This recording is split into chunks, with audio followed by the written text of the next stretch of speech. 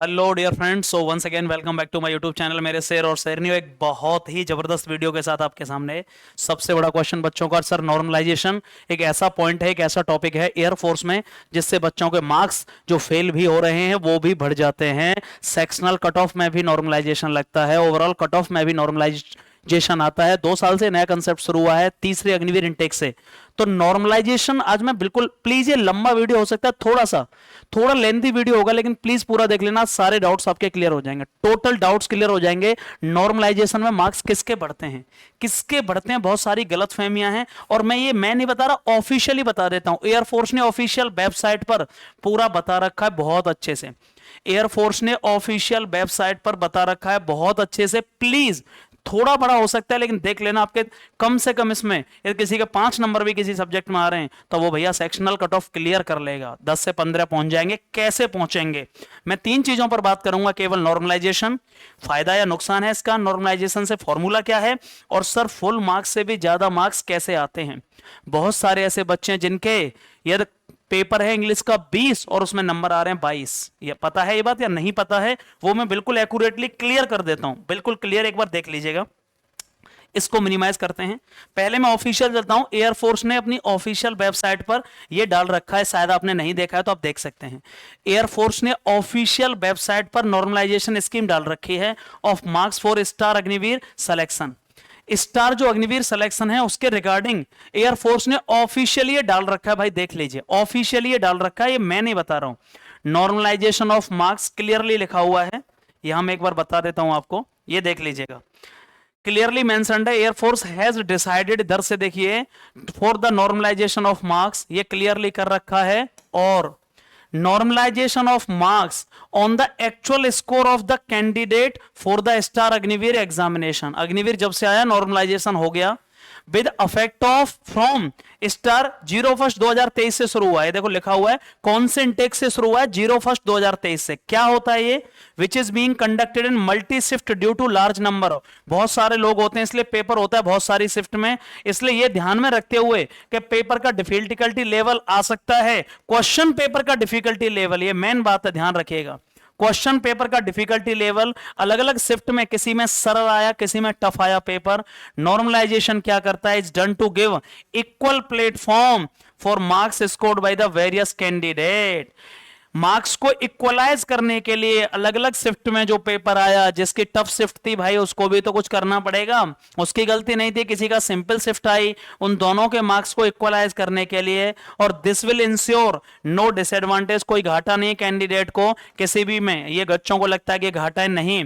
In different shift and attempting different question paper following statistical formula, उन्होंने बता रखा है पूरा कि भैया फॉर्मूला कौन सा होता है इसका, वो पूरा बता रखा है। ये देखिए, ये फॉर्मूला ये पूरा दिया गया, लेकिन ये किस बेसिस पर काम करता है मैं आपको बता देता हूं। देखो ये रहा, यहां क्लियरली लिखा हुआ है नॉर्मलाइजेशन कैसे लगेगा। मैं इसको थोड़ा प्लीज बड़ा कर देता हूं, ये यहां से नॉर्मलाइजेशन कैसे लगेगा। Calculation of normalised marks will be done by rounding off the marks up to 5 decimal places. ये बहुत इंपॉर्टेंट बात है, आपके नॉर्मलाइज्ड मार्क्स कितने बढ़ सकते हैं। Calculation of normalisation marks will be done by the rounding off लगभग off marks up to 5 decimal places. ये ध्यान रखिएगा, नॉर्मलाइज जो मार्क्स हैं अप टू 05 डेसिमल प्लेसेस तक नॉर्मलाइजेशन राउंड ऑफ होता है। नोट क्या लिखा हुआ है, candidate are note that application of cut off for shortlisting candidate star testing and preparation of final merit list, जो सिलेक्शन होगा वो नॉर्मलाइजेशन के आधार पर बनेगी। ये क्लियरली मेंशन्ड है, मैं नहीं बोल रहा हूं, official website. And not on the original marks के आधार पर नहीं बनेगी, क्लियर लिखा हुआ, फाइनल जो कट ऑफ होगी वो नॉर्मलाइज्ड मार्क्स के आधार पर और ओरिजिनल मार्क्स के आधार पर नहीं। कैंडिडेट, ठीक है, further on normalisation marks scored by the candidate, एक सब्जेक्ट में भी जो आएंगे, इन अ सब्जेक्ट बिकम मोर और less than the actual marks scored by him. आपके मार्क्स नॉर्मलाइजेशन से उससे भी ज्यादा हो सकते हैं जितने का वह पेपर है। इंग्लिश में यार 20 का पेपर है, 20 से भी नंबर ज्यादा आ सकते हैं आपके 21-22। नॉर्मलाइजेशन से यही वो कह रहा है क्लियरली।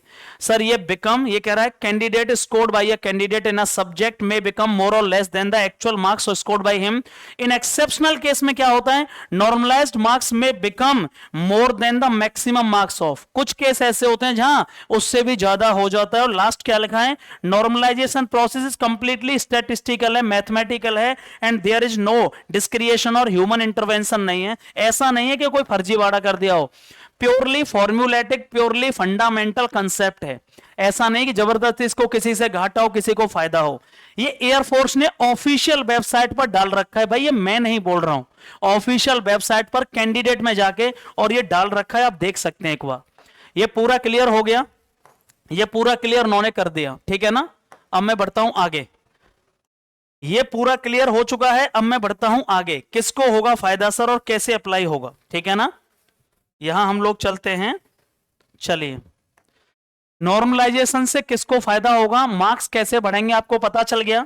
दो बच्चों का लेवल यदि अलग अलग है, ध्यान से सुन लीजिए इन पॉइंटों को, मैं एक बार बता रहा हूं ध्यान से।